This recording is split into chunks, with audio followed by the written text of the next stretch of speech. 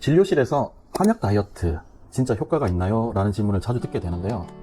또 요즘에는 그 위고비 있잖아요. 위고비 같은 주사제도 다이어트 시장에서 굉장히 주목을 받고 있는 상황인데, 위고비 광고 나온 거 보신 적 있나요? 그럼요.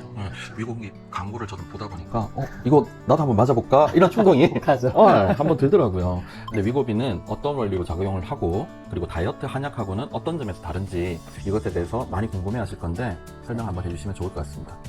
원장님도 찾아보실 정도로 요새 아주 화제입니다.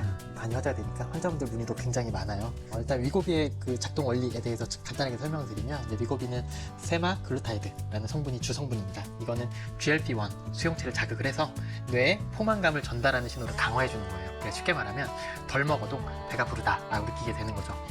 식사량을 그렇게 해서 자연스럽게 줄이도록 이제 유도를 하고, 혈당도 이제 안정시키는 효과가 있어서 원래는 당뇨 치료제로 먼저 개발이 됐습니다. 그런데 그 이후에 쓰다 보니까 이게 체중이 감량이 되거든요. 그러니까 이게 비만 치료로도 쓰일 수가 있겠다. 그래서 비만 치료제로 이제 사용처가 확대가 된 거예요. 근데 이게 가장 큰 문제, 다이어트에 항상 가장 큰 문제가 되는 이제 요요, 그러니까 유지 효과가 좀 부족하다, 어렵다. 이게 이제 문제인데, 미국에서 나온 한 연구를 보면 이제 위고비를 1년 이상 복용하다가 끊은 사람들 중에 상당수가 평균 1년 내에 감량했던 체중의 한 3분의 1을 다시 회복을 했다 그래요. 그러니까 이게 그런 부분도 있고, 주 1회 주사를 맞아야 하는 그런 불편감도 있고, 구역감, 복통, 설사, 두통, 피로감, 이런 부작용들도 좀 빈번하게 나타나죠.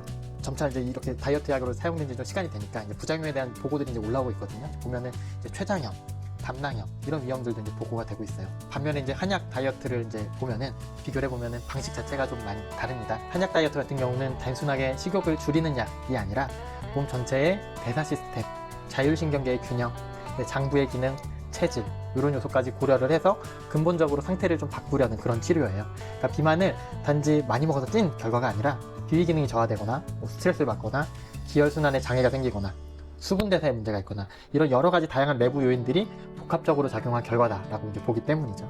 그러니까 예를 들어서 마황 같은 경우는 교감신경계를 자극을 해서요, 체지방 분해, 대사 촉진, 이런 부분에 이제 작용을 하고요. 의인, 그러니까 율무인데, 이런 약재들은 수분 대사에 작용을 해요. 그래서 부종을 줄이는 데 효과적이고요.